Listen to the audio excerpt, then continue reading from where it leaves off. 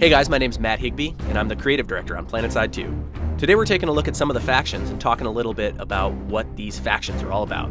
First up, we have the Terran Republic. The Terran Republic are what I would call the most professional military of the three factions. These guys are well-drilled, well-equipped, and basically the most well-oiled military machine on the battlefield of Araxis. In terms of weaponry, the Terran Republic rely on pretty conventional weapons. Lots of bullets, lots of high explosives, but they don't use anything too experimental. For vehicles, the Terran Republic is all about speed. They want to basically get the fastest possible vehicles. The Terran Republic also believe in strength in numbers. A lot of their vehicles and a lot of their weapon systems require more players to operate them.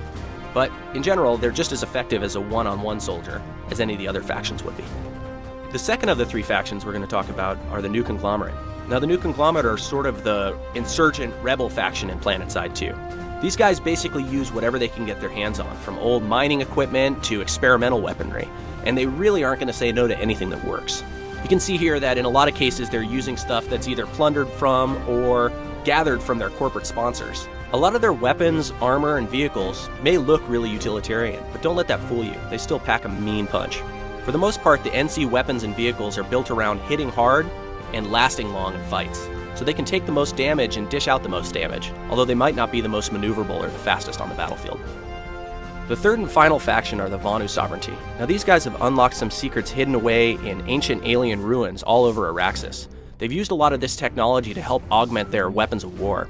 The main goal of the Vanu Sovereignty is to attempt to unlock more secrets from these ancient artifacts, and they consider anything that's getting in their way to be a threat. So while the battle between the NC and the TR is sort of more of an annoyance to them, they still feel the need to compete on the battlefields just to make sure that they can get access to all the technology that's hidden all over the planet.